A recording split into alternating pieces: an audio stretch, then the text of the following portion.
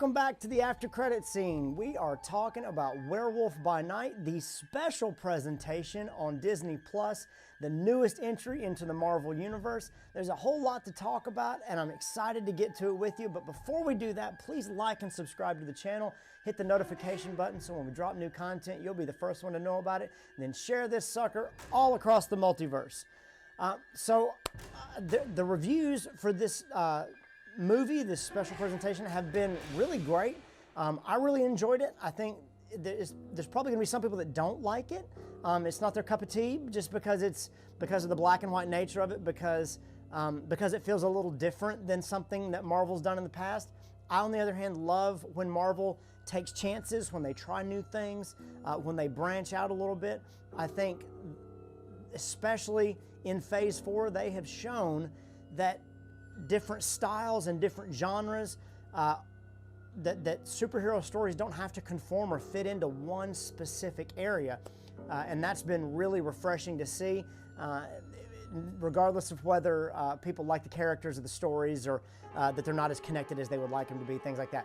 I really liked it. It was a great story, whole lot of fun. We're going to break it down a little bit, but I think, and we will explain in a little more detail as we go on, I think this show in particular is actually going to end up being required viewing for the MCU. I think it's more of an origin story for several characters than many people realize, and we will break that down the further into this review that we get. If you're not interested in the review, you're not interested in the breakdown, go into the description below and click on the button that says jump to the Easter eggs, and you can go straight to some of the Easter eggs to catch all the little goodies and little tidbits that maybe you missed the first time around. So let's get right to it. I loved, and I always love seeing what they're going to do with it, the new logos that they come up with, the little entrance logos, the special presentation logo, and then the vintage Marvel logo that went black and white and had the claw marks and the electricity. It was like Marvel was creating their own monster verse. It was just a really cool, different type of logo, and it makes me excited to see what they're going to do with the Guardians of the Galaxy holiday special as well. This show actually had 3 Marvel intro logos, because after those 2 logos, there was a Marvel Presents logo as the Werewolf by Night genre style of movie introduced itself and started up. From the get-go, I think they're very intentional about not showing you what time period it was. I think it was very smart on their part to try to keep as many elements out of it that would tell you this is what time period we're in.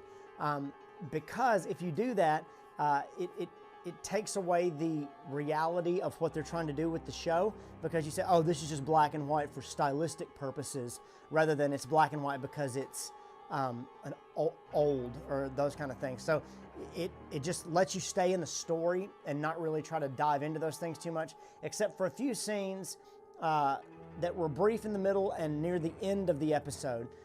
And some little tedious little things that you could say, okay, this is not necessarily taking place back in the 20s or the 30s, those kind of time periods where a lot of the movie gets its influences from. Old monster flicks like Nosferatu, Twilight Zone, Dracula, Frankenstein, all those kind of things. And obviously the Wolfman from the 1920s and 30s, even the 40s, are those kind of movies and styles that this show really took its cues from, right down to the design of Werewolf by Night whenever he's revealed.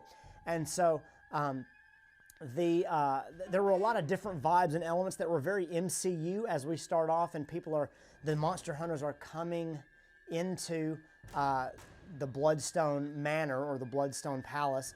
The Latin inscriptions and what looked like Egyptian hieroglyphics paintings on the walls as you came in really gave some Moon Knight vibes to me.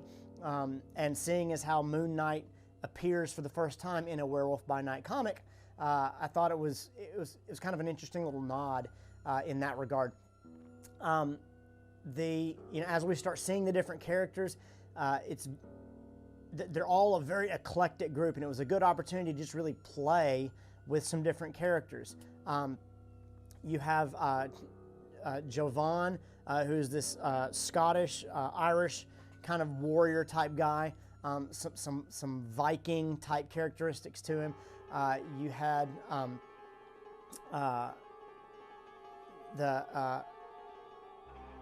Azrael, not Azazel, Azrael. He's the one that I would describe as looking like David Bowie, looking like Ziggy Stardust.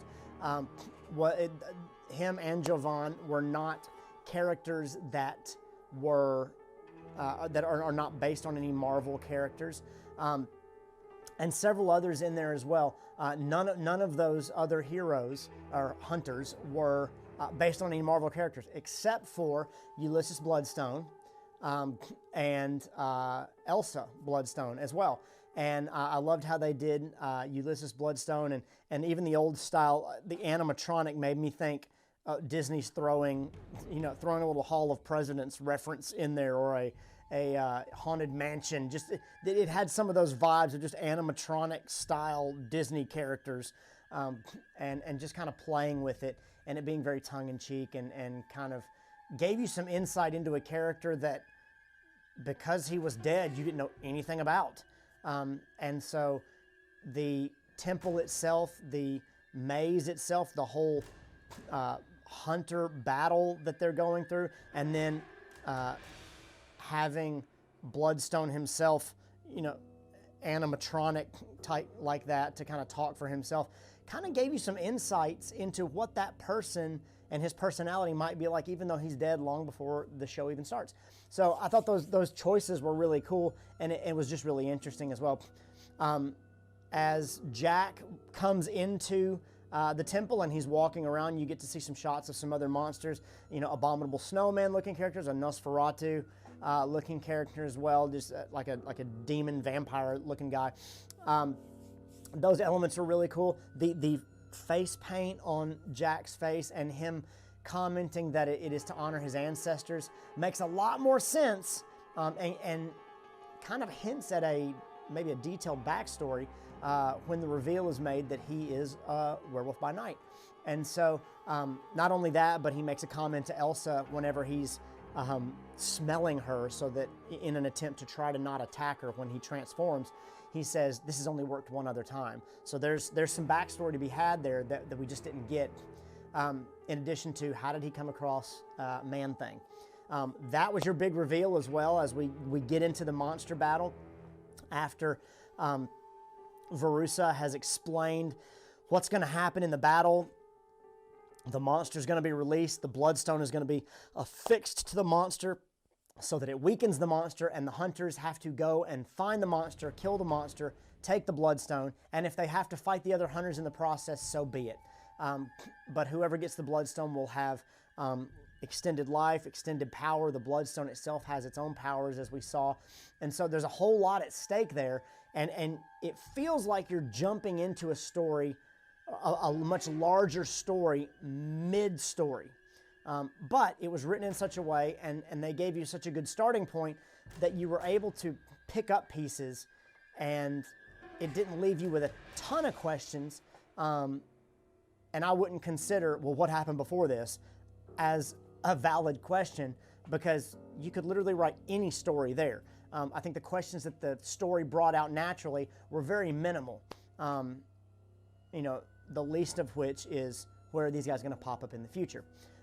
But as far as bringing you in mid-story and having a coherent story that gave you enough to be able to follow it, I thought it was really well done in that regard. And then adding all these different characters in there definitely needed to be done presented in a way that was not a series or a couple of episodes. Definitely, maybe could have been longer, movie form, hour 20, hour 30. But it didn't have to be. They gave you just enough that it was that they trimmed off the fat, and it was just a good, solid show. Beyond that, as they're walking in and getting ready for the battle and heading towards the battle into the maze, you see several views of these medallions that they all have. Presumably that it's how you know they all belong to this one guild, this one group. It's their symbol that they are part of a monster hunter group, or that maybe these medallions have some other kind of purpose, but they get used and show up several different times as well.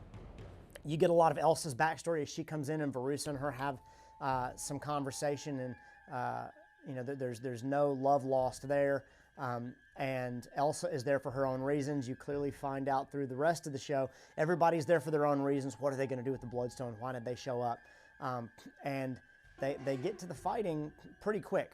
The imagery in this show, they had me intrigued from the beginning. The mystery and just the black and white, all the different things from the get-go, including Ulysses coming out of his grave, were all excellent moments, but I didn't buy in completely until the flaming tuba.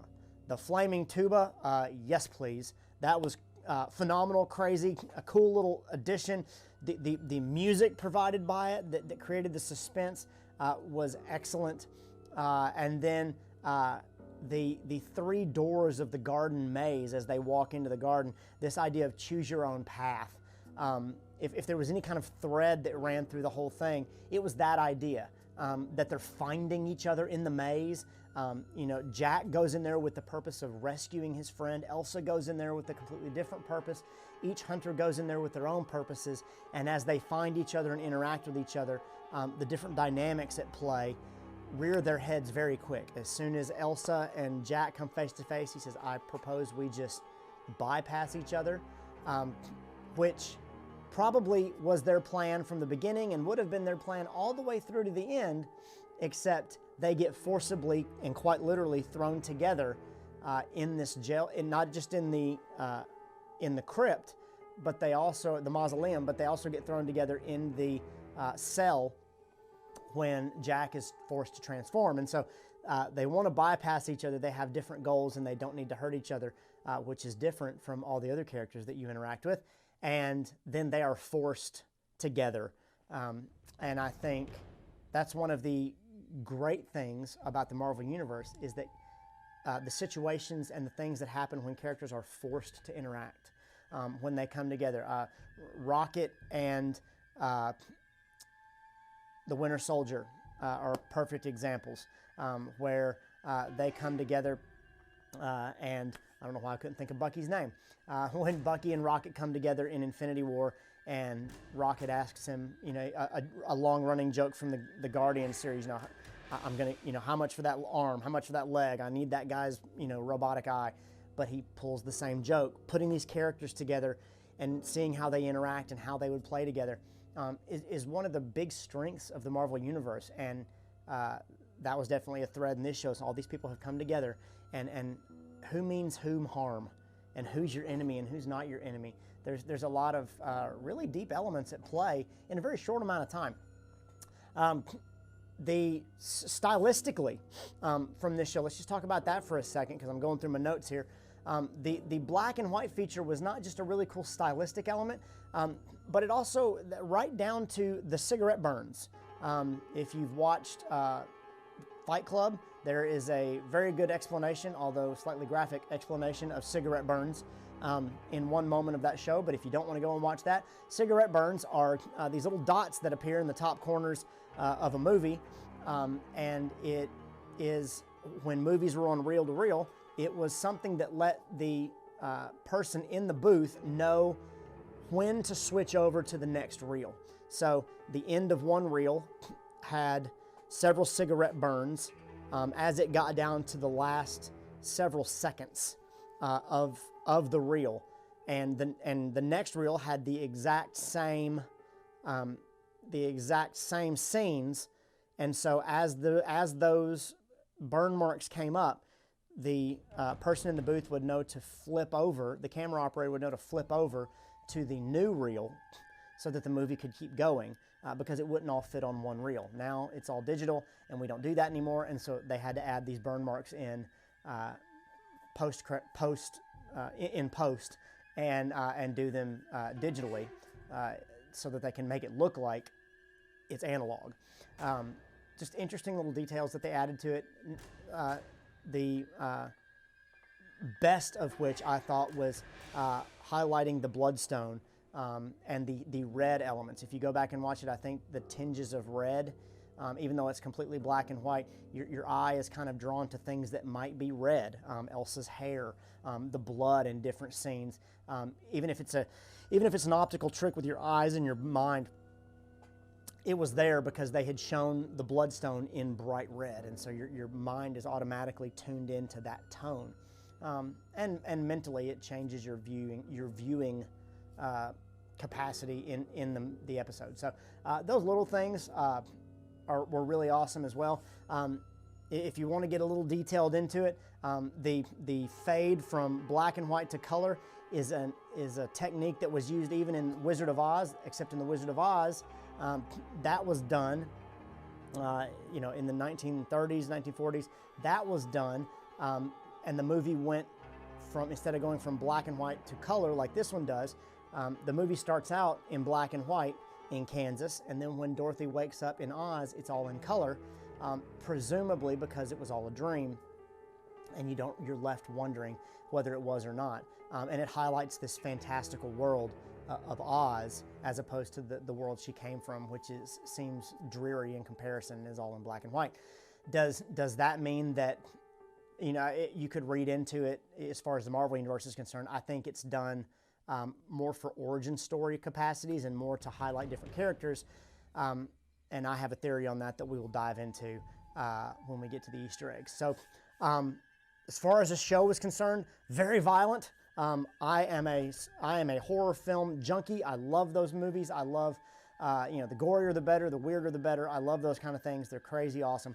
But for a Marvel movie, for a MCU movie, this is probably the most violent in terms of the force with which people are killed, hurt, maimed, cut, and the spurting blood, which the show is able to keep its lower rating because it's in black and white. Because if it wasn't and all that blood is spurting everywhere, it might have had a more mature rating, but it didn't. And so in that regard, those things were that they played into the hand of the writers and the directors and all the things that Marvel and Disney are trying to keep at a certain level. And very well could have been something that they were testing the waters on to see, how does the audience react to this? Does it go over well? Is this the direction people are going? And maybe the MonsterVerse moving forward is a little more violent and a little darker. But Marvel can do that, and we have other areas where if you want something more lighthearted, they've got that too. So all those things were great and a lot of fun. And like I said, I love horror movies, so spurting blood and all those crazy things gave me Sam Raimi vibes, Evil Dead vibes, all those different things. And so those things were just really exciting. Let's talk about Easter eggs for just a minute as we kind of wrap up. Like I said, Easter egg wise, all of the characters are unique to the MCU except for Elsa Bloodstone, Ulysses Bloodstone, and Man-Thing, which was the big twist in the episode The Big Secret, and Jack Russell. Those different characters that have a long history in the MCU. Ulysses Bloodstone has a long history in the comic books as far as a monster hunter and the things that he did, but Elsa takes it in a different direction. Man-Thing, in addition to Jack Russell as Werewolf by Night pops up in a lot of different places and is used in a lot of different ways. If you look at that comic run, there's a lot of mystical elements in there. The Bloodstone, the Darkhold makes its first appearance in a Werewolf by Night comic. There's a lot of different characters in there that pop up that get their origins, people that we've seen in the MCU that get their origins from this comic book run. And so it's very possible when I said that this has required viewing possibilities, it's very possible that some of these people that are already in the MCU know who Jack Russell is. They may know him by a different name. They may know Werewolf by Night. They may know somebody in his family who carried that curse before him. They may know Elsa Bloodstone. And you might get more of their story or Ulysses Bloodstone's story in the future from different characters who are already in the MCU that know about these people. And so those things are very important. Man-Thing is a totally different animal in that regard. Let's call him by his given name. Ted is a totally different thing. In the MCU, Man-Thing has deep connections to the multiverse because one of Man-Thing's abilities is the ability to open up portals similar to America Chavez in Doctor Strange and the Multiverse of Madness. And so another character that can do those things and that can transverse the multiverse and go to different places is going to be invaluable when it comes to this multiversal war that's coming up. Are they even in the same universe is a valid question. Where do they go from there? Another valid question, but there's, if you look at it just from that standpoint, in addition to the black and white fading into color, particularly on Elsa at the end of the battle in Ulysses in the Bloodstone Temple, after she has told the servant to go and clean all that stuff up, she sits down, she's got the Bloodstone, she's victorious. It goes from black and white into color, seemingly indicating this is her house now, this is her stone, this is her place, and this is where her story starts in the MCU. And so she's got a fresh slate. Where did she come from? She's, I think, for horror storylines and for a monster verse within the MCU, having mysterious origins is kind of an okay thing. And this is all you get. We don't know where Man-Thing came from. We don't know where Werewolf by Night came from. They just appeared. And they've been around for a while. And where did they come from? Nobody knows. And the fact that it's in black and white, when other people refer to it later on, if they refer to, there was a secret guild meeting and a battle for the Bloodstone, it will feel more like mythology and legend, because not only have you seen it, but you saw it in black and white, so it feels older, it feels mystical and magical and mysterious. So in that regard, this could be a really cool jumping off point for a lot of different threads in the MCU, and it would be something that you had to say, go back and watch this, because it was really cool. Now, do I think you're going to go back and watch it and go, oh, there's this thing and that thing, no, I didn't recognize this last time and I didn't realize it? I don't think there's going to be a ton of those things because a lot of it's pretty straightforward. But as far as an origin story for Jack Russell, Werewolf by Night, Man-Thing, and Elsa Bloodstone, I think you got some origin story there for all three of them, even if it was very minimal. And you got a starting point, a jumping off point for all three of them. And where they end up is now going to kind of be the fun part of who they are and how they interact. And we did get a little bit of a hint. Here's the last Easter egg I'm gonna throw at you here, is as Jack Russell and Man-Thing are sitting at their campsite at the end of the show,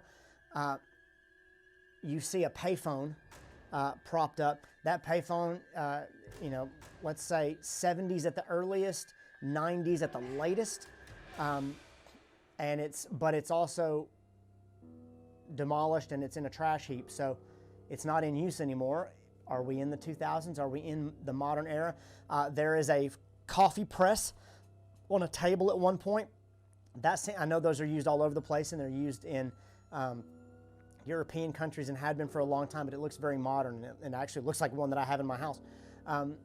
But elements like that, the tasers that these guys use, the fact that there's electricity, the fact that the mausoleum, the signage looks like a roadside sign with big plastic letters like you would see in the 70s or the 80s, complete with electrical lighting. The fact that they have these little electrical bombs could be, these monster hunters are just ahead of their time technologically. They have access to mystical things and so on and so forth, but we haven't had a lot of elements that have given us that impression, except for movies like Captain Marvel that took place in the 90s, but the alien technology was further advanced than anything on Earth. Since this takes place on Earth, unless it's in another universe, it's pretty safe to probably assume that this happens either if they're going to throw us for a loop, happens in the 90s, 80s, 90s, but probably, and I'm going to go with modern time, and it's just in black and white for the origin story aspect of it and the mysterious nature of it.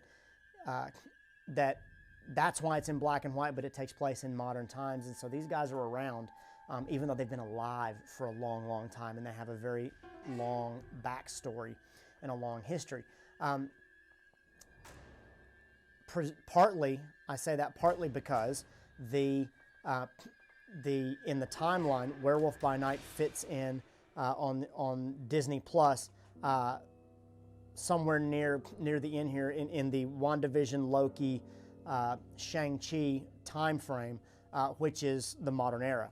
And so in that regard, Disney Plus right now is saying that it is a modern show. It takes place in modern time. But if they wanted to retcon that, or that the show just ends in modern time somehow, maybe the black and white shift is also supposed to denote a passage of time, even though we just see her sitting in the same spot.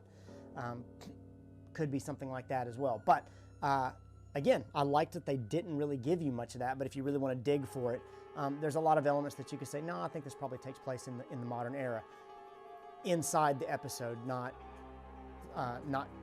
just from where Disney chose to place it in their timeline on the Marvel, line on the app. So the last Easter egg I'll mention is the names in the mausoleum. Most of those names, if you go and look at them, are either exact names or amalgamations of different writers, directors, art directors, designers, all kinds of people that are involved with the show itself. Some of them are mixed together. Brandonin and Mika and all those different names. They're mashed together names and amalgamations, or just straightforward references to different people that were involved in the show. And I think those are cool as well, and that's why I highlight them, because those people put in a lot of work and effort, and if they do their job right, you don't see their job. You don't see their work. It's only when they do their job poorly that you go, why did they do that? I'm interested to see what you guys thought about it. I am sure that there are some people that won't like the fact that you can see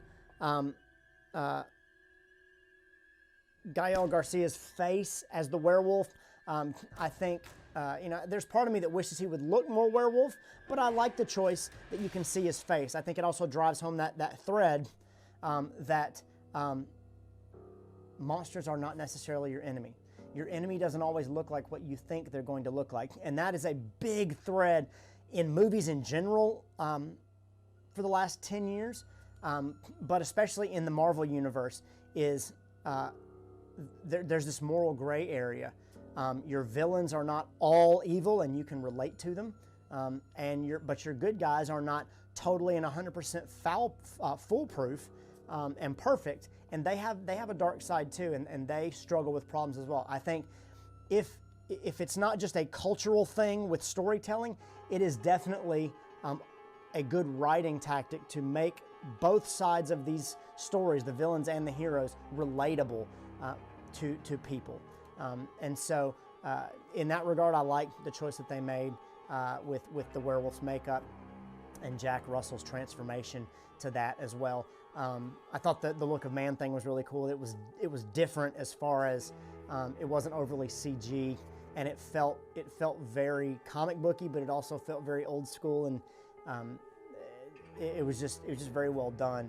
Not just for that show, but for that character and that design finding its place in the MCU in the future. It will definitely stand out as its own thing, rather than looking like everything else that's around. So.